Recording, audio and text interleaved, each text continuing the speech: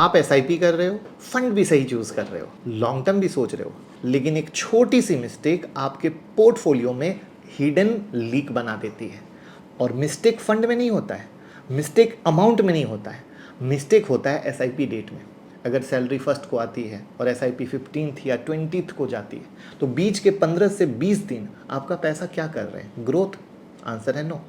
वो या तो बैंक अकाउंट में यूं ही पड़े हुए हैं, या EMI, shopping, weekend, food order या रैंडम एक्सपेंस में जा रहे हैं काफ़ी। और ये नुकसान लाखों में होता है, जिसको हम नंबर के साथ समझाएंगे तो आपको समझ में आएगा कि मैं क्या बताने जा रहा हूँ। क्योंकि इस वीडियो में सिर्फ यही नहीं, और भी ऐसी ऐसी चीज़ें कवर करेंगे एसआईपी डेट के बारे में कि आपके होश उड़ जाएंगे। तो नमस्कार, मैं मुकुल अग्रवाल स्वागत करता हूँ आपके अपने ही यूट्यूब चैनल पर। पहली बार आए हो तो चैनल को सब्सक्राइब करके बेल आइकन हिट कर देना। आज की वीडियो हर सैलरीड पर्सन के लिए जो नौकरी करते हैं, जॉब से पैसा आता है हर महीने, और वो पता है क्या बोलते हैं, सर एसआईपी तो करनी है पर मंथ एंड तक पैसा बचता ही नहीं है। तो प्रॉब्लम ये नहीं है कि आप इन्वेस्ट करना नहीं चाहते, प्रॉब्लम ये है कि आपका सिस्टम ही गलत तरीके से सेट है। अब इसमें समझना क्या होगा, एसआईपी की बेस्ट डेट क्या है, सैलरी के बाद एसआईपी कब लगानी चाहिए, और एक छोटा सा डेट चेंज लॉन्ग टर्म में कितना बिग डिफरेंस क्रिएट कर सकता है। तो पॉइंट 1, पहले मिथ क्लियर करना होगा। मिथ क्या है? तो एक ईमानदारी वाली बात कि मार्केट में कोई मैजिक एसआईपी डेट नहीं है कि 10 को लगाओ, 5 को लगाओ, 20 को लगाओ, ऐसा नहीं। मतलब ऐसे समझ लो कि फर्स्ट डेट को एसआईपी करोगे तो ज़्यादा रिटर्न मिलेगा और 20 को करोगे तो लॉस हो जाएगा, ऐसा नहीं है। लॉन्ग टर्म में एसआईपी का असली पावर है, बस लगातार करो, डिसिप्लिन के साथ करो, कंपाउंडिंग आएगी। लेकिन एसआईपी डेट का एक बड़ा इम्पैक्ट होता है आपके बिहेवियर पे, ये बहुत बड़ा सच है जो लोग इग्नोर कर देते हैं। और इन्वेस्टिंग में बिहेवियर ही बिगेस्ट गेम है। मार्केट को कंट्रोल नहीं कर सकते, एनएवी को कंट्रोल नहीं कर सकते, लेकिन सैलरी आते ही पैसा इन्वेस्ट करना ये आप कंट्रोल कर सकते हो। फिर यहाँ पर पॉइंट 2 आता है कि सैलरी आई लेकिन एसआईपी लेट गई। तो मान लीजिए आपकी सैलरी फर्स्ट को आई, आपकी एसआईपी 20 को गई। फर्स्ट से 20 के बीच क्या होता है, रेंट गया, ईएमआई गई, credit card, petrol, grocery, subscription, weekend plan, online shopping, सब।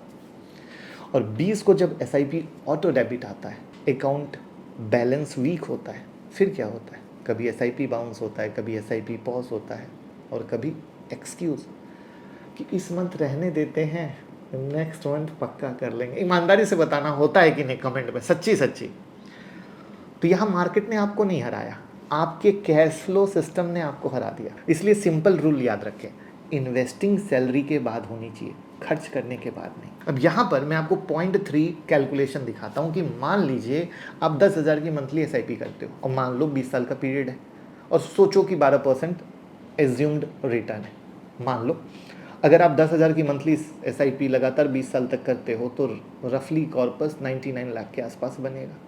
अब अगर सैलरी फर्स्ट को आती है, एसआईपी 20 को जाती है, हर मंथ 10,000, एवरेज 15 से 20 दिन तक यूं ही फालतू पड़ा रहता है। अगर सेम एसआईपी सैलरी के 2-3 दिन बाद गई होती तो पैसा मार्केट में 15 दिन पहले एंटर करता, और उसका पूरा टाइमिंग बेनिफिट 20 साल में रफली 45 से 50,000 तक होता।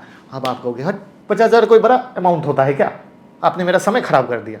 नहीं, बड़ा अमाउंट नहीं होता है। इसलिए मैंने क्या बोला है, एसआईपी डेट चेंज करने से करोड़पति नहीं बनते हो। अब असली गेम सुनो, क्योंकि बहुत सारी वीडियो आपको एसआईपी डेट पर बनाती है, पागल बनाती है। लास्ट जो एसआईपी मिस होती है ना, उसका नुकसान है। कैसे?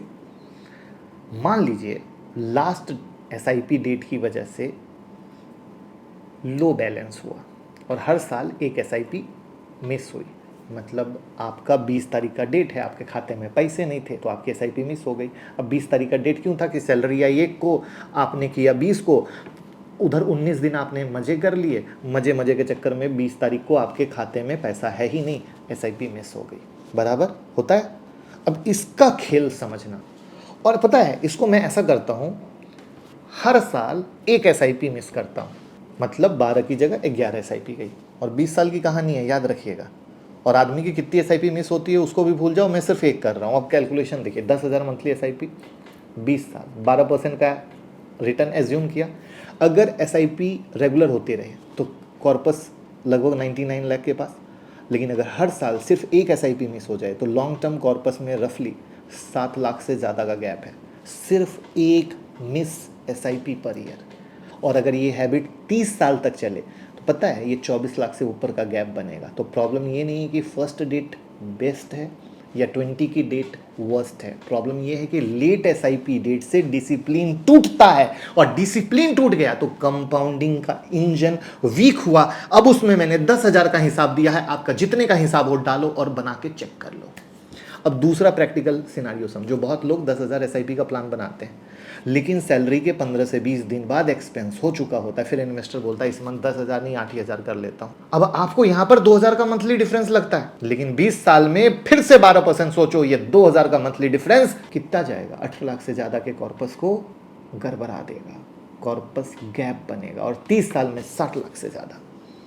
तो अब समझिए असली बात, एसआईपी डेट का मैजिक रिटर्न में नहीं है, एसआईपी डेट का मैजिक डिसिप्लिन में है। सैलरी आते ही एसआईपी गई तो पैसा फ्यूचर में लॉक, और सैलरी के 20 दिन बाद एसआईपी गई तो पैसा लाइफस्टाइल में घुस सकता है और आपका डिसिप्लिन की दग सकती है। तो अब सवाल कि एसआईपी की बेस्ट डेट क्या है, आंसर सिंपल है, आपकी सैलरी आती है उसके 48 घंटे के बाद, क्योंकि कभी कभी सैलरी कभी कभी नेक्स्ट डे भी आती है। अगर सैलरी फर्स्ट को आती है तो एसआईपी थर्ड को रखिए, फिफ्थ को आती है 7th को रखिए, 10th को आती है 12th को रखिए। सेम डे एसआईपी अवॉइड करें, क्योंकि सैलरी कभी कभी लेट भी क्रेडिट हो रही है, कभी बैंक हॉलीडे, कभी वीकेंड, कभी शायद किसी भी कारण से एक दिन लेट आ जाए, और अगर अकाउंट में बैलेंस नहीं हुआ तो एसआईपी बाउंस होगा।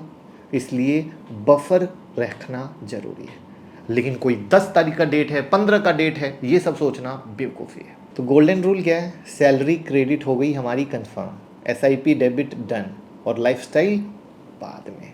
जो ऐसा करता है मस्त जिंदगी जीता है। अब यहाँ पर कुछ लोग बोलते हैं सर मैं एसआईपी डेट फिक्स नहीं रखता हूँ, मार्केट में डीप आएगा तब इन्वेस्ट करूँगा। सुनने में स्मार्ट लगता है, लेकिन रियल लाइफ में ये फेल नहीं है, महा फेल है। मार्केट गिरता है तो डर आता है, इन्वेस्टर बोलता है थोड़ा और गिरने दो। मैं आपको बताता हूँ, कल मेरे ससुर जी का फ़ोन आया, बोले बेटा मार्केट में तो ऐसा ऐसा सुन रहे हैं। मैं बोले पापा जी आप हमें सुन रहे हैं, बाकी को क्यों सुन रहे हैं।